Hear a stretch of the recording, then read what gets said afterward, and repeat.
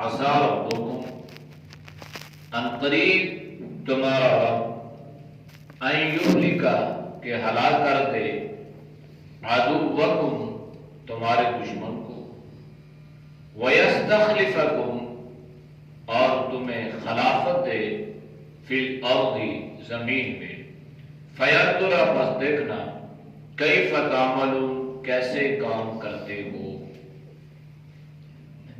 وَلَقَدْ أَخَذْنَا اور بے شک ہم نے پکڑا آل فرعون کو بالسنین کئی سالوں میں وَنَقْصٍ مِّنَ الثَّمَرَاتِ اور کم کر دیے پھلوں کو لَعَلَّهُمْ يَذَّكَّرُونَ تاکہ وہ نصیحت حاصل کریں فَإِذَا جَاءَتْهُمُ الْحَسَنَةُ پس جب آتی ان کے پاس کوئی بھلائی قالوا کہتے لنا هذه یہ ہمارے لیے وَإِن تُصِبْهُمْ اور اگر پہنچی ان کو سیئۃ کوئی برائی یطیروا نحوست بدلاتے بموسیٰ موسیٰ کی ومن معاہو اور جو ان کے ساتھ ہے الا خبردار انما بیشک طائرہم فال ان کی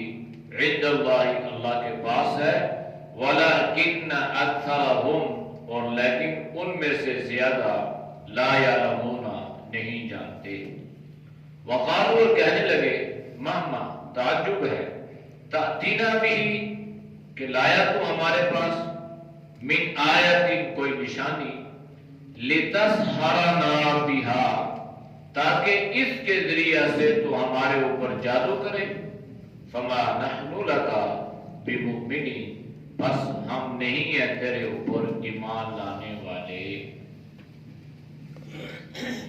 آیات کا ماقبل آیات کے ساتھ ربط اور تعلق یہ ہے کہ بالآخر اللہ نے جناب موسیٰ علیہ السلام کو فرعون کے دربار میں سب پوری کامیابی کامرانی عطا فرمائی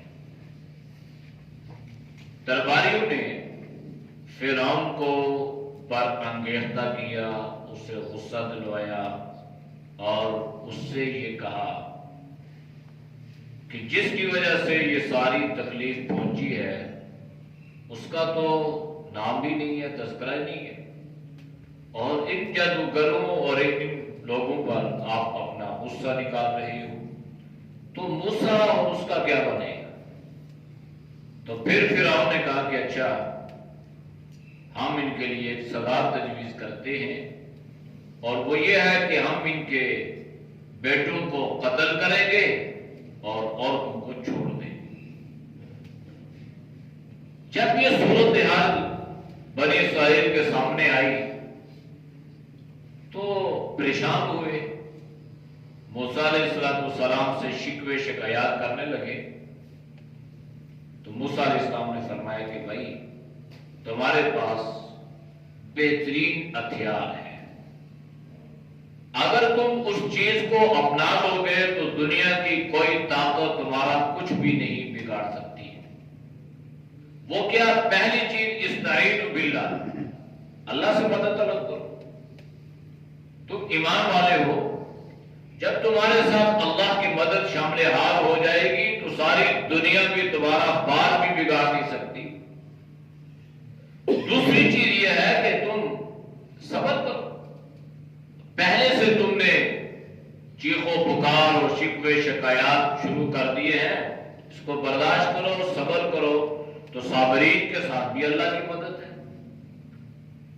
اور حضرت موسیٰ نے انہیں تسلی بھی دی اور ان کے سامنے یہ بات بیان کی دیکھو آج اگر اس تخت پہ یہ فرعون بیٹھا ہے تو یہ ہمیشہ سے نہیں تھا اور ہمیشہ نہیں رہے گا یہ زمین اللہ کی ہے تخت اور سلطنت اور حکومت کا مالک بھی اللہ ہی ہے تو جس اللہ نے جسے یہ دیا ہے وہ اللہ ہمیں بھی دے گا پریشانی کی ضرورت نہیں ہے اللہ اپنے بندوں میں سے جسے چاہتا ہے مالک بنا دیتا ہے تو یہ کوئی ایسی چیز نہیں ہے، آپ صبر کرو، اللہ کی مدد طلب کرو۔ حضرت موسیٰ علیہ السلام قوم کو سمجھا رہے ہیں اور بڑا بہترین قوم کے سامنے یہ واضح فرمایا، لیکن وہ قوم کہاں خاموش ہونے والی تھی؟ وہ تو بال کی کھال اتارنے والی قوم تھی، جس قوم کے ساتھ حضرت موسیٰ علیہ السلام کا پالا پڑا تھا۔ یہ وہی قوم تھی نا کہ اللہ نے اسے گائے ذبح کرنے کا حکم دیا تھا، گائے ذبح کرو تمہیں قاتل کا پتہ چل جائے گا۔ تو ایک گائے کے ذبح کرنے پر انہوں نے اتنی مشکلات پیدا کر دی تھی کہ ہم کیسی گائے ذبح کریں؟ وہ بوڑھی ہو، جوان ہو، بانجھ پن اس میں ہو نہ ہو، اس کا رنگ کیسا ہو، یہ ساری۔ تو اللہ نے فرمایا ٹھیک ہے، پھر تمہیں بھی میں اس مشکل میں مبتلا کرتا ہوں۔ حالانکہ انہیں تو اللہ نے فرمایا تھا گائے ذبح کرو، بس مطلقاً کوئی گائے ذبح کر دیتے، ان کے لیے آسانی تھی، لیکن انہوں نے اپنے آپ کو مشکل میں ڈالا، تو پھر اللہ نے بھی ڈال دیا، وہ ٹھیک ہے، اپنے آپ پہ اللہ نے ان کو چھوڑ دیا۔ تو اس قوم سے حضرت موسیٰ علیہ السلام کا واسطہ پڑا۔ تو یہ قوم کدھر حضرت موسیٰ علیہ السلام کی اس واعظ و نصیحت پر صبر کرتی اور ایمان و یقین پختہ کر کے وہ بیٹھ جاتی اور انتظار کرتی اللہ کی مدد اور اللہ کی نصرت کی۔ ان کی زبانیں کھل گئیں اور حضرت موسیٰ علیہ السلام سے کہنے لگے، قالو، کہنے لگے، قوم نے کہا، اوذینا من قبل ان تأتینا ومن بعد ما جئتنا۔ موسیٰ علیہ السلام سے کہا کہ ہمیں اذیت دی گئی، ہمیں تکلیف پہنچی ہے، من قبلی، تیرے آنے سے پہلے بھی، ان تأتینا، کہ تو ہمارے پاس آیا، ومن بعد ما جئتنا، اور جو کچھ تو ہمارے پاس لایا ہے اس آنے کے بعد بھی ہمیں اذیت دی گئی ہے۔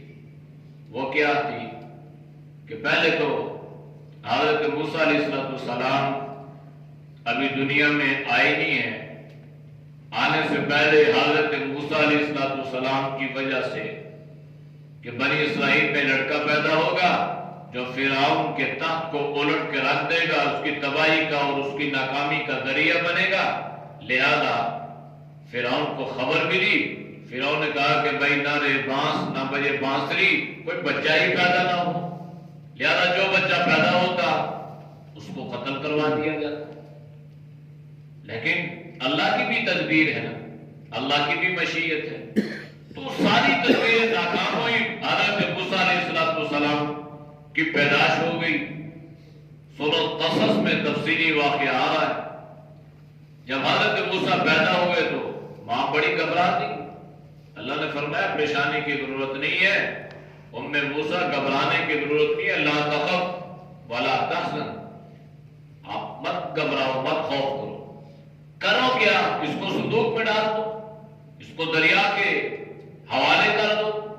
اب ماں کے لیے ایک بچہ، اس کو صندوق میں ڈال دینا، بکسے میں بند کر دینا، پھر اس بکسے کو پانی کے حوالے کر دینا، یہ کوئی معمولی بات تو نہیں ہے۔ اللہ نے فرمایا وَأَوْحَيْنَا إِلَىٰ أُمِّ مُوسَىٰ أَنْ أَرْضِعِيهِ فَإِذَا خِفْتِ عَلَيْهِ فَأَلْقِيهِ فِي الْيَمِّ وَلَا تَخَافِي وَلَا تَحْزَنِي إِنَّا رَادُّوهُ إِلَيْكِ وَجَاعِلُوهُ مِنَ الْمُرْسَلِينَ۔ اے موسیٰ، اے ام موسیٰ، اگر یہ تیرا بیٹا ہے نا تو ہمارا بھی نبی ہے، اس کو ہم نے نبوت دینی ہے، پریشانی کی ضرورت نہیں ہے، اس کو بس صندوق میں ڈال دو، دریا میں اس کو پھینک دو، پھر دیکھنا میری تدبیریں اور میرے منصوبے کہ میں کس طرح دشمن کی ساری تدبیروں کو ناکام کرتا ہوں۔ جو دشمن اسی موسیٰ کی وجہ سے سارے بچوں کو قتل کروا رہا ہے، مجھے رب نہ کہنا کہ اس بچے کو فرعون کے دربار میں اس کو اس کی پرورش کا ذریعہ نہ بناؤ۔ یہ اصل اللہ، جہاں انسان کی سوچ ختم ہوتی ہے نا، وہاں سے اللہ کی تدبیر شروع ہوتی ہے۔ تو وَجَاعِلُوهُ مِنَ الْمُرْسَلِينَ، یہ جب واپس آئے گا نا تیری گود میں تو اس وقت صرف تیرا بچہ نہیں ہوگا، میں اس کو رسول بنا کر تیرے پاس لوٹاؤں گا، نبی بن کے آئی۔ تو قوم کہنے لگی تو ابھی آیا نہیں تھا، ہمارے گلے یہ مصیبت پڑی تھی کہ تیری وجہ سے سارے بچے قتل ہو رہے تھے، تو آ گیا، پھر بھی ہمارے تیرے آنے سے پہلے بھی، اور تو جو کچھ لے کے آیا کتاب، نبوت، رسالت، اس کے بعد بھی اے موسیٰ ہمیں بڑی اذیت دی گئی ہے، ہمیں بڑی تکلیف پہنچی ہے۔ تو یہ سمجھانا ومجھانا تو اپنی جگہ، اب وہ جو چیزیں ہمارے ساتھ پیش آئی ہیں اس کا ہم کیا کریں؟ تو حضرت موسیٰ نے پھر تسلی دی اور فرمایا، قال، حضرت موسیٰ نے فرمایا، عسیٰ ربکم، شاید تمہارا رب، ممکن ہے تمہارا رب، ان یہلک عدوکم، کہ تمہارے دشمن کو وہ ہلاک کر دے، وَيَسْتَخْلِفَكُمْ فِي الْأَرْضِ، پھر وہ اللہ تمہیں تمہارے دشمن کی جگہ زمین پر خلافت اور حکومت عطا کر دے۔ ممکن ہے، اللہ کے لیے مشکل تو نہیں ہے، تم اس بات کی امید تو رکھو نا اللہ سے۔ گھبرانا شروع کر دیا، واویلا شروع کر دیا، چیخ و پکار شروع کر دی، بھئی یہ کیا ہو؟ بھئی صبر کرو، اللہ سے امید رکھو، اللہ تمہارے دشمن کو ہلاک کرے گا اور اللہ اس کی جگہ تمہیں خلافت، حکومت اللہ عطا کرے گا۔ فَيَنْظُرَ كَيْفَ تَعْمَلُونَ، پھر جب اللہ تمہیں خلافت عطا کر دے نا، پھر دیکھتے ہیں کہ تم اس نظام حکومت کو کیسے چلاؤ گے۔ یہ اس میں اللہ نے یہ امور سلطنت کو بیان کیا ہے۔ پہلے تو انسان کہتا ہے یہ کروں گا وہ کروں گا، اب جب چیز مل جاتی ہے تو فَيَنْظُرَ كَيْفَ تَعْمَلُونَ، اب تمہیں دیکھا جائے گا کہ اب کیا کرنا ہے۔ تو حضرت موسیٰ نے پہلے سے انہیں یہ سمجھا دیا کہ اللہ تمہیں زمین پر خلافت عطا کر دے، اللہ تمہیں زمین پر حکومت عطا کر دے، تو کرنا کیا ہے؟ اس چیز کو مد نظر رکھنا ہے۔ تو قرآن میں اللہ نے رہنمائی فرمائی، وعد اللہ الذین آمنوا منکم وعملوا الصالحات لیستخلفنہم فی الارض کما استخلف الذین من قبلہم وليمكنن لهم دینہم الذی ارتضی لهم وليبدلنہم من بعد خوفهم امنا یعبدوننی لا یشرکون بی شیء۔ پوری تفصیل اللہ نے سمجھا دی۔ اگر اللہ تمہیں زمین پر خلافت، حکومت عطا کر دے تو تم نے کیا کرنا ہے؟ اِمَّكَّنَّاهُمْ فِي الْأَرْضِ وَأَقَامُوا الصَّلَاةَ وَآتُوا الزَّكَاةَ وَأَمَرُوا بِالْمَعْرُوفِ وَنَهَوْا عَنِ الْمُنكَرِ، چار چیزوں کا ابتدائی طور پہ درس دیا۔ نمبر ایک، اقامت صلاۃ، یہ بنیاد ہے۔ جو اللہ کے حقوق کی پرواہ کرے گا وہ مخلوق کے حقوق کے بارے میں بھی سوچے گا، لیکن جو اللہ کا حق نہیں ادا کرتا، جس اللہ نے اس کو کھلایا پلایا، بڑا حکومت عطا کی، اللہ نے اس کو دنیا کی عزائشیں، دنیا کی حکومتیں، دنیا کی دولتیں، نعمتیں عطا کر دی، جو اللہ کا نہیں بنے گا تو اللہ کے بندوں کا کیسا بنے گا؟ اس لیے اقامت الصلاۃ پہلی چیز۔ یہ نماز کی پابندی کروانا یہ اجتماعی نظام کے سسٹم میں بھی داخل ہے۔ یہ نہیں ہے کہ انسان خود نماز کی پابندی، یہ تو ہے ہی ہے نا، لیکن نماز کے اوقات میں اجتماعی طور پر اس نظام کو مضبوط کرنا یہ حکومت کی ذمہ داری بھی ہے۔ نماز کا وقت ہو، کاروبار بند، دفاتر بند، وقفہ، تو یہ حکومت کی ذمہ داری ہے۔ اور دوسری چیز وآتوا الزکاۃ، زکوٰۃ ادا کرنی، کیونکہ زکوٰۃ کا تعلق جو ہے مال کے ساتھ مالی عبادت ہے۔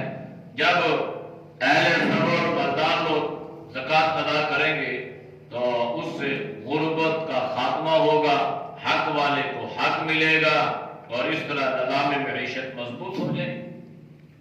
وَأَمَرُوا بِالْمَعْرُوفِ وَنَهَوْا عَنِ الْمُنكَرِ، چوتھی چیز جو حکومت کی ذمہ داری ہے وہ یہ ہے امر بالمعروف اور نہی عن المنکر، اس کو نافذ کرو بھائی۔ اچھائی کی ترویج، اشاعت نہیں، اشاعت تو میری اور آپ کی ذمہ داری ہے کہ میں اور آپ لوگوں کو اچھائی کی دعوت دیں، یہ کرو یہ نہ کرو۔ حکومت کی ذمہ داری یہ ہے کہ وہ زبردستی یہ کام کرنا ہے اور یہ نہیں کرنا امام نوری رحمت اللہ علیہ گزرے ہیں، تو شراب کے مٹکے آ رہے تھے بادشاہ کے، تو بحری بیڑے کے ذریعے سے دریا سمندر کے کنارے، تو ان کو خبر ہو گئی کہ یہ جو مٹکے ہیں نا یہ شراب کے، ڈنڈا اٹھایا، جتنے مٹکے تھے توڑ ڈالے۔ بھائی سارے پریشان ہو گئے کہ یہ ایک عام آدمی نے آ کے اتنی ضرورت کی، اور وہ بھی انہیں دربار میں پیش کیا۔ دربار میں گئے تو اللہ والوں پہ یہ حکومتیں اثر نہیں کرتی، نہ کسی کا روب اور دبدبہ ان پہ اثر کرتا ہے، بلکہ ان کا اپنا اللہ نے ایک روب اور دبدبہ رکھا ہوتا ہے۔ تو گئے اور بڑے جرأت اور جسارت کے ساتھ قرآن کی آیت پڑھی اور کہا کہ تو اپنا کام کر، میں نے اپنا کام کر دیا ہے، تو نے جو کرنا ہے کر لے، مجھے سے غرض نہیں ہے، لیکن میری یہ ذمہ داری تھی کہ اللہ کے نبی نے فرمایا کہ اگر برائی کو روک سکتے ہو طاقت سے تو روکو، میں برائی کو طاقت سے روک سکتا تھا، میں نے روکا۔ اور قرآن میں اللہ نے امر بالمعروف و نہی عن المنکر کی جو ہے وہ ترویج کا حکم دیا ہے، میں نے اس پہ عمل کر دیا۔ تو بادشاہ ان کی اس بات سے اس نے اثر لیا، ان کو چھوڑ دیا، کہا ٹھیک ہے اب آپ نے تو یہ کام کر دیا ہے، اور یہ تو نہیں ہے کہ آپ کو سزا دیں گے تو یہ ٹوٹے ہوئے مٹکے جڑ جائیں گے، شراب واپس آ جائے گی۔ لیکن بادشاہ حیران تو ہوا کہ دیکھو میری رعایا میں ایسے لوگ بھی موجود ہیں، اس نے ان کو کوئی سزا نہیں دی، بلکہ اپنے طور پہ دل میں مطمئن ہو، چلو شکر ہے کوئی تو اللہ کا نام لینے والا ہے، جس کی وجہ سے اللہ دنیا کا نظام چلا رہا ہے، اور انہی لوگوں کی وجہ سے ہم اللہ کے قہر اور غضب سے بچے ہوئے ہیں۔ یہ حدیث مبارکہ کا مفہوم ہے، ورنہ جو حالات اور گناہ اور جو چیزیں ہمارے معاشرے میں چل رہی ہیں وہ اس قابل نہیں ہے کہ ہمارے اوپر اللہ کی رحمت ہے، وہ تو اللہ کے غضب اور غضب کو دعوت دینے والے اعمال ہیں۔ تو فَيَنْظُرَ كَيْفَ تَعْمَلُونَ، حضرت موسیٰ نے فرمایا پھر دیکھی جائے گی، ابھی صبر کرو، اللہ تمہیں خلافت حکومت عطا کر دے گا، پھر دیکھیں گے کیا کرنا ہے، ابھی تم اللہ سے مدد طلب کرو اور صبر کرو، برداشت کرو، یہ امید اور یقین رکھو کہ اللہ ہمارے دشمن کو ہلاک کرے گا اور اللہ ہمیں حکومت عطا کرے گا۔ پھر کیا ہوا؟ وَلَقَدْ أَخَذْنَا آلَ فِرْعَوْنَ، اللہ نے آل فرعون کو پکڑ لیا۔ یہ جو آل ہے نا، آل لفظ آل تو عمومی طور پہ اولاد کو کہتے ہیں جو معنی لیا جاتا ہے، لیکن آل سے مراد صرف اولاد نہیں ہے، آل سے مراد ہر وہ آدمی ہے جو ان کی تعلیمات کو فالو کرتا ہے، اس پہ عمل کرتا ہے، اس کو اپناتا ہے۔ جیسے جو فرعون کی تعلیمات کیا تھیں، شرکیہ، بدعات، غیر اللہ کو سجدے۔ اب جو فرعون کی ربوبیت کے جو قائد تھے نا، اس کو آل فرعون کہا گیا، تو فرعون کے ماننے والے۔ تو اسی طرح یہ جو درود ابراہیمی ہے نا، یہ اللہ کے نبی نے اسی لیے اس کو پسند فرمایا ہے کہ اس میں ساری امت کا ذکر ہے۔ اللہم صلی علی محمد وعلی آل محمد سے مراد صرف آل محمد، یعنی وہ لوگ مراد نہیں ہے کہ جو جن کا تعلق کسی سادات گھرانے سے ہو یا وہ سید خاندان سے ان کا تعلق ہو، نہیں، اس سے مراد ہر وہ شخص ہے جو جناب نبی کریم صلی اللہ علیہ وسلم کی تعلیمات پہ عمل کر رہا ہے۔ اس لیے آل محمد کا ذکر ہے، ساری امت کا ذکر ہے، اور اللہ کے نبی نے اسی لیے اس کو پسند بھی فرمایا ہے۔ تو اب اس کو خاص کر دینا، صرف اپنے لیے کھینچ لینا، تو آل فرعون، فرعون کی اولاد تو نہیں تھی، کس کو اولاد کہا گیا؟ ماننے والوں کو کہا گیا نا، اس کی تعلیمات پہ عمل کرنے والے، اس کو فالو کرنے والے، اس کے نقش قدم پہ چلنے والے اگر آل فرعون ہو سکتے ہیں تو جناب نبی کریم صلی اللہ علیہ وسلم کی تعلیمات پر عمل کرنے والے آل محمد ہو سکتے ہیں۔ اللہ کے نبی نے خود فرمایا کل تقی نقی فهو علی، بات ختم۔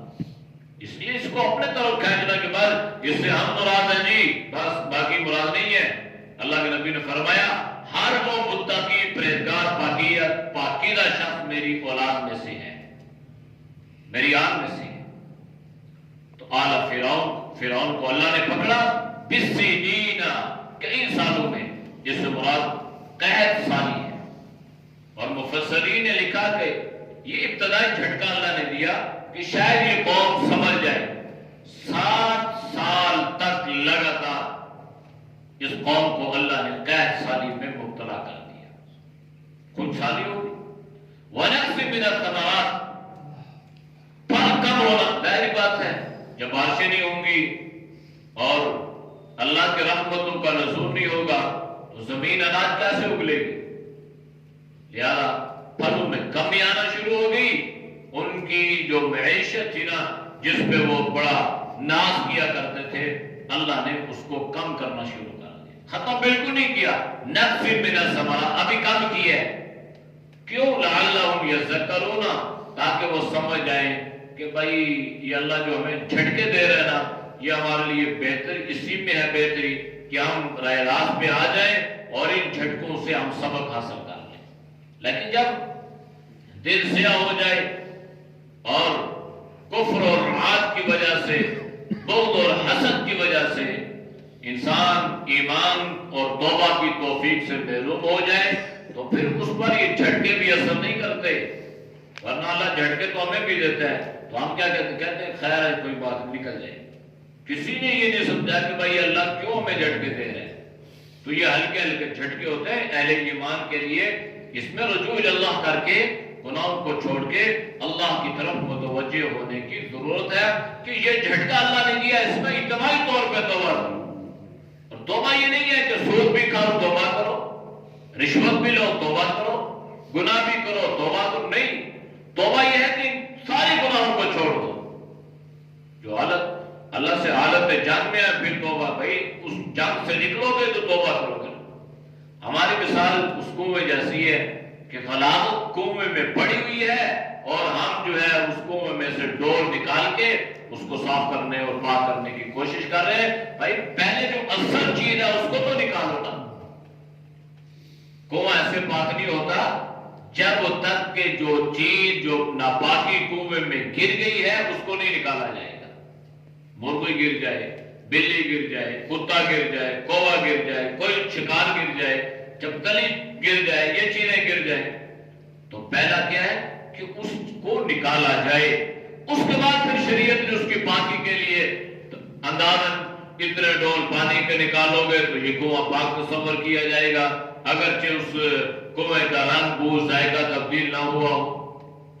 ہم کیا کہتے ہیں، اس غلاظت کو نکالتے نہیں ہے، وہ اپنی جگہ پہ ہے، اور ہم اوپر سے کہتے ہیں جی توبہ۔ توبہ کیسے قبول ہوگی؟ فَإِذَا جَاءَتْهُمُ الْحَسَنَةُ قَالُوا لَنَا هَٰذِهِ۔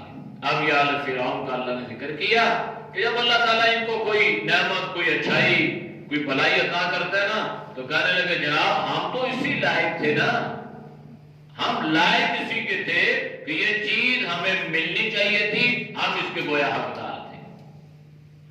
وَإِن تُصِبْهُمْ سَيِّئَةٌ يُطَيَّرُوا بِمُوسَىٰ وَمَن مَّعَهُ۔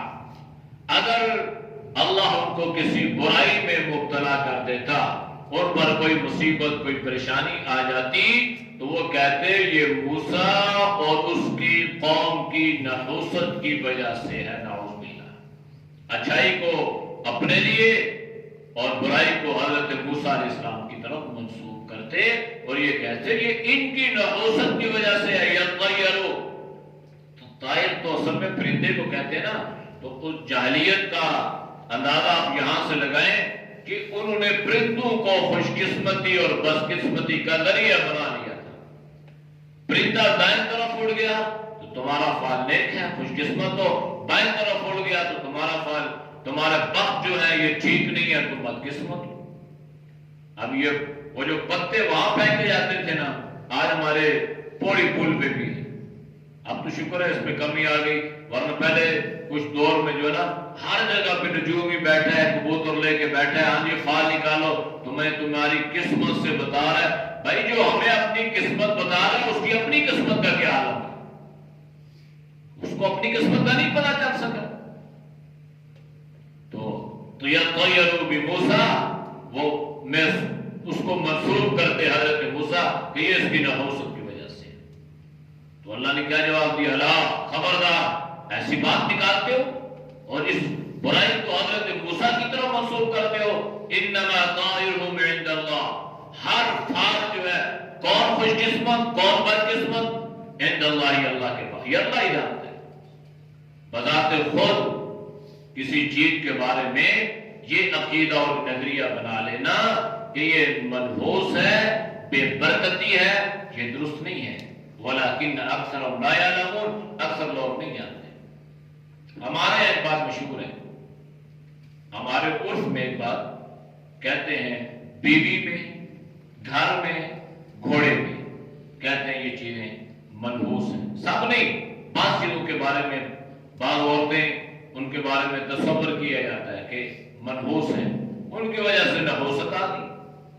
کوئی عورت کوئی دلہن گھر میں آ گئی تو آتے ہی اللہ کی طرف سے کوئی ایسی آزمائش امتحان آ گیا تو اس کو منسوب کریں گے، بھائی یہ عورت آئی ہے نا، اس کا قدم ٹھیک نہیں ہے. یہ نہ، البتہ یہ بات اپنی جگہ پہ درست ہے کہ گناہوں کی نحوست لازمی ہے. وہ تو گناہ تو ہر چیز پہ اثر ڈالتا ہے، آپ کے مال پہ بھی اثر ڈالے گا، آپ کی عمر پہ بھی اثر ڈالے گا، آپ کی صحت پہ بھی اثر ڈالیں گے، رزق پہ بھی اثر ڈالیں گے، وہ تو ہے ہی ہے نا. لیکن یہ عقیدہ اور یہ نظریہ درست نہیں ہے. بھائی عورت منحوس ہے تو اس عورت کو عورت کس نے بنایا؟ اللہ نے بنایا نا. اور اس کو خوش قسمت یا بد قسمت یہ بھی کس نے بنایا؟ اللہ نے بنایا. تو ہم کسی کے بارے میں یہ کیوں عقیدہ اور نظریہ رکھیں کہ فلاں منحوس ہے اور فلاں ایسی ہے اور فلاں گھر ایسا ہے اور فلاں. تو اللہ کے نبی نے جب یہ چیز بیان کر رہے تھے نا تو حضرت ابو ہریرہ رضی اللہ تعالیٰ عنہ سے یہ روایت ہے کہ اللہ کے نبی نے فرمایا گھر میں، گھوڑے میں، عورت میں نحوست ہے. تو حضرت عائشہ رضی اللہ تعالیٰ عنہا کو جب اس بات کا علم ہوا تو آپ نے اس قول کی تردید فرمائی اور فرمایا نہیں. اصل میں مسئلہ کیا ہوتا ہے؟ مسئلہ یہ ہوتا ہے نا، جب انسان پوری بات سنتا نہیں ہے، بات آدھی سنے گا تو آدھی نقل کرے گا. تو اللہ کے نبی اس مجلس میں اس بات کو ذکر فرما رہے تھے کہ زمانے جاہلیت میں لوگوں کا یہ نظریہ تھا.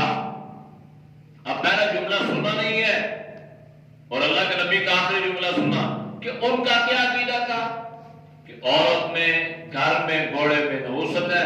حضرت ابو ہریرہ رضی اللہ تعالیٰ عنہ کے کانوں میں یہ بات پڑی، آپ نے اس کو بالکل اسی طرح نقل فرما دیا. تو حضرت عائشہ رضی اللہ تعالیٰ عنہ نے تصحیح فرمائی، فرمایا نہیں، ابو ہریرہ اس مجلس میں تاخیر سے آئے تھے جس مجلس میں اللہ کے نبی یہ بات بیان فرما رہے تھے. اور اللہ کے نبی نے فرمایا کہ زمانے جاہلیت میں لوگوں کا یہ تصور، یہ نظریہ اور یہ کنسپٹ بنا ہوا تھا کہ ان چیزوں میں نحوست ہے، نحوست کسی چیز میں نہیں. تو یہ لوگ کہنے لگے، اللہ نے فرمایا وَلَكِنَّ أَكْثَرَهُمْ لَا يَعْلَمُونَ، اکثر لوگ جانتے نہیں ہے. سب کچھ خوش قسمتی اللہ کے پاس، کسی کو زیادہ ملا تو اللہ کی طرف سے، کم ملا تو اللہ کی طرف سے. وَقَالُوا، اب یہ قوم کہنے لگی، کون سی قوم؟ یہ آل فرعون. وَمَا تَأْتِنَا بِهِ مِنْ آیَةٍ لِتَسْحَرَنَا بِهَا، تعجب ہے ہمارے لیے کہ جو چیز کوئی نشانیوں میں سے اگر تو ہمارے پاس لے کے آئے گا. اب یہ ان کو حضرت موسیٰ علیہ السلام کے معجزات کو، نشانیوں کو اس قوم نے کیا جادو سے تعبیر کیا تھا نا آل فرعون نے. اور فرعون نے کہنے لگے لِتَسْحَرَنَا بِهَا، تاکہ ان چیزوں کے ذریعے سے، ان نشانیوں کی وجہ سے تو ہمارے اوپر جادو کرے.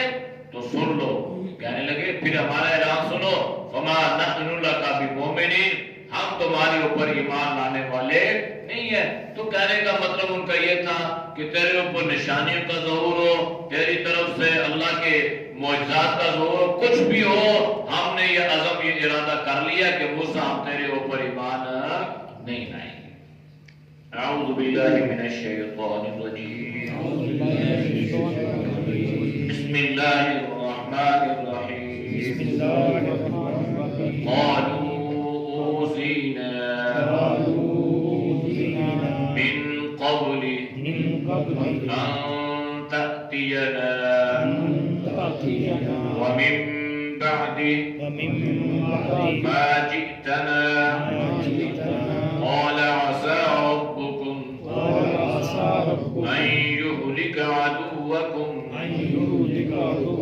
ويستخلفكم في الأرض فينظر كيف تعملون